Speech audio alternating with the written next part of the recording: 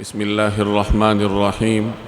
حضرت ابو قتادہ رضی اللہ تعالی عنہ کی روایت کا مفہوم ہے کہ نبی کریم صلی اللہ علیہ وسلم نے ارشاد فرمایا کہ مجھے امید ہے کہ یوم عرفہ کا روزہ رکھنے سے 1 سال پہلے کے اور 1 سال بعد کے گناہ معاف ہو جائیں گے۔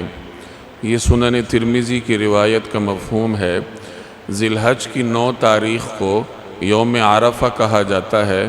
ذی الحج کے مختلف دنوں کے مختلف نام ہیں۔ 9 تاریخ کو یوم عرفہ کہا جاتا ہے، 10 تاریخ کو یوم النحر کہا جاتا ہے۔ اس روایت میں ذی الحج کی 9 تاریخ کے روزے رکھنے کے فضیلت مذکور ہے کہ رسول اللہ صلی اللہ علیہ وسلم نے ارشاد فرمایا کہ جو شخص یوم عرفہ یعنی ذی الحج کی 9 تاریخ کا روزہ رکھے تو مجھے امید ہے کہ اللہ تعالیٰ اس کے 1 سال پہلے اور 1 سال بعد کے یعنی 2 سالوں کے گناہوں کو معاف کر دیں گے، اور یہ ایک روزہ 2 سالوں کے گناہوں کا کفارہ بن جائے گا۔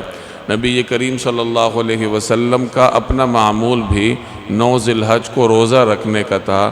چنانچہ سنن ابی داؤد کی ایک روایت میں آتا ہے کہ جناب رسول اللہ صلی اللہ علیہ وسلم 9 ذی الحج کا روزہ رکھا کرتے تھے۔ ایک اور روایت میں 9 ذی الحج کے روزے کی فضیلت کے بارے میں فرمایا گیا کہ 9 ذی الحج کا روزہ رکھنا 1000 دنوں کے روزے رکھنے کے برابر ہے۔ یعنی جو شخص یہ ایک روزہ رکھ لے 9 ذی الحج کا تو اسے 1000 دنوں کے روزوں کے برابر ثواب ملتا ہے۔ ایک بات سمجھ لیجئے کہ عبادات کے لیے اوقات کا اعتبار ہر ملک کا اپنا ہوتا ہے۔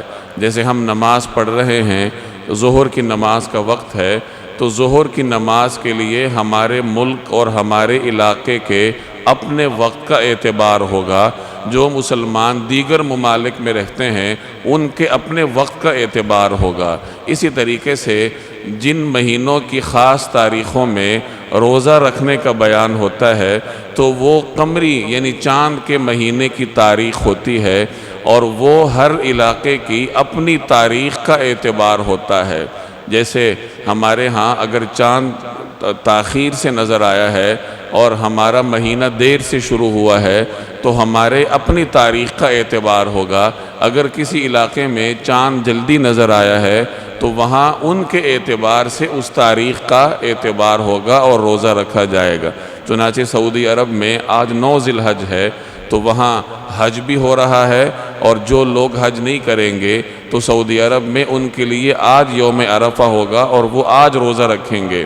ہمارے ہاں آج 8 ذی الحج ہے اور کل 9 ذی الحج ہوگا، تو یہاں کے اعتبار سے کل کی تاریخ کا روزہ یوم عرفہ کا روزہ کہلائے گا، اور اسی پر اللہ تبارک و تعالی سے یوم عرفہ کے روزے کا اجر و ثواب انشاءاللہ ملے گا۔ اللہ تبارک و تعالی عمل کرنے کی توفیق دے۔